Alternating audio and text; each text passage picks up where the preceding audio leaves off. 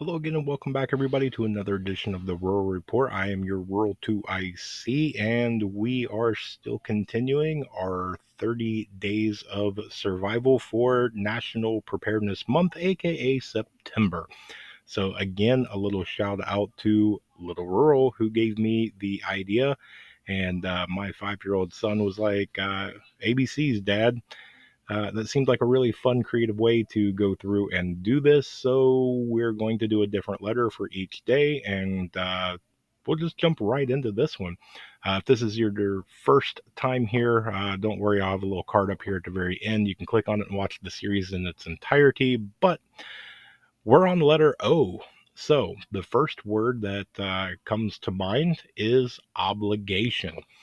You're going to have a lot of obligations when SHTF happens. Just like you have obligations now to pay the bills, go to work, keep the roof over your head, food on the table, pay the bills, taxes, all that fun stuff. Yes, I know I said all sorts of bad words there. But when SHTF situation happens, you kind of got a lot of the same stuff, right?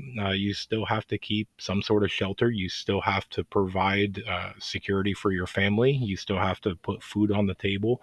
You have to have clean water. Make sure that everybody's happy and healthy as best as you possibly can.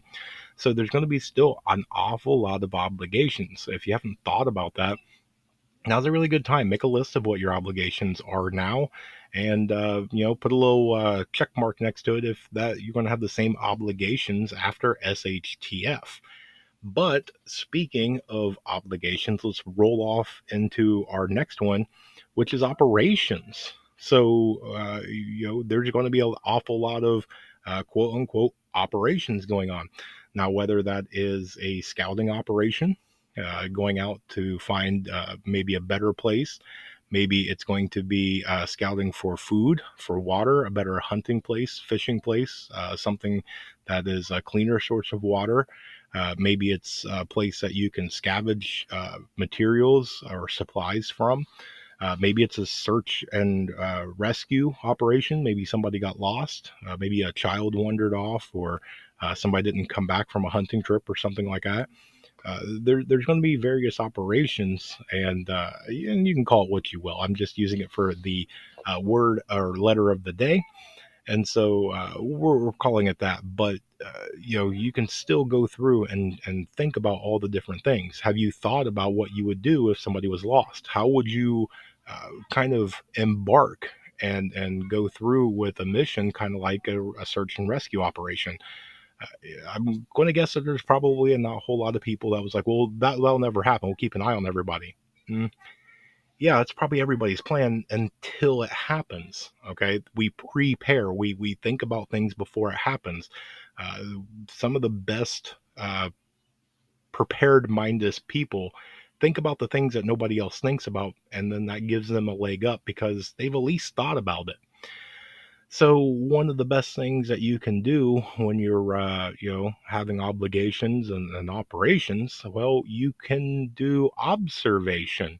So you should have it to where not only are you observing the things that are going on around your house and your homestead farm area of operations, your AO, you need to observe what's going on, and you need to make sure that everybody's okay. Sure that you're observing morale. Make sure you're kind of make seeing the judgment of like how happy people are, how content they are. Are you seeing people's attitudes change a little bit?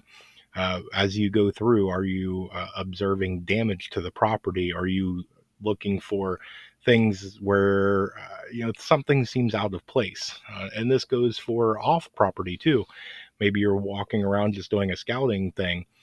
You're maybe a mile and a half or something, and you're just doing a perimeter around where you guys are stationed at, and just looking for signs. Has there been people close by? Is there a new game trail opened up? Any sort of anything that just looks out of place or something that you can use that it's going to be useful. Maybe there's somebody setting up camp, a couple miles away. You observed smoke rising, so you're going to go check them out. Could this be a new friend, or is this going to be a potential new foe? Observation's a pretty big thing to do. Plus, it gives you early warning. If you have somebody that is on observation, some sort of tower or something like that, it gives you the ability that you can see them hopefully before they see you. And that will roll into opportunities. The biggest thing when it comes to opportunities is one, you want to take advantage of every opportunity that you possibly can. Now, you're going to have good opportunities and not so good opportunities, but uh, the way that you can do this, the better prepared you are, the more that you can get out of an opportunity, the more you can kind of maximize the benefits and reap the a bigger yield, a bigger reward, if you will. So be on the lookout for different opportunities. Make sure you're prepared for those. If you went out fishing and you stumble across a really big, blackberry bush or something like that, if you don't have a pouch or something to carry them back, you're only limited to what you can carry. But if you're prepared and you go, hey, while I'm out here, I may be stumbling upon something, so I need to bring some sort of container with me. So, if I find some sort of food or supplies or anything like that, I have the ability to carry it back. So, think about some different things, kind of like plan out your trip. You can't foresee opportunities, but you can think of the possibility of the opportunity that might present itself. So, but those are my O's. Now, let me go through and share the honorable mention for today, which is overcome.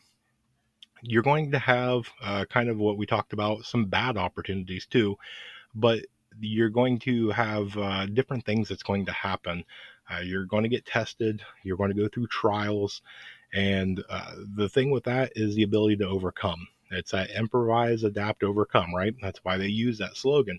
And so when it comes to this, you have to have that ability that failures happen, and it's what you do with that. Okay, failure is an opportunity because you can either learn from your mistakes and try again, or if something happens, how do you overcome what it is? When a situation happens, maybe you had a bad storm and it damaged part of your fence.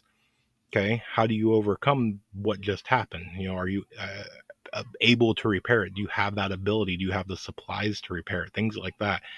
There's going to be a whole bunch of things. You're going to get tested like you've never been tested before, and having the patience and having the ability to think things through, stop and think about it. Even if you've got to talk with some people, really get some advice, have a little bit of a roundtable discussion, depending on what it is, right? If it's a pretty big decision, how are we going to overcome this as a group? Try and get everybody involved.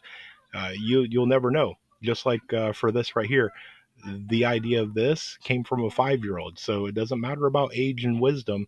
You never know when a good idea will present itself, from who it's going to come from. So get everybody involved, and you'll have a better chance of overcoming things. But that's what I've got for you guys today.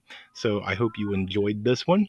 We are at the end of the video, so I'm going to issue the same challenge, which is today's letter is O, so I'm not here to give you a complete list. I want to hear what your ideas are. So be creative and give this one a little bit of critical thinking on your own, and come up with a word or two to add to the list. So that way, as us as a prepping community can build the list together, make it bigger and stronger. But we'll see how all that goes, right? I've enjoyed all the comments so far, and I'm curious to see what you guys come up with for the letter O.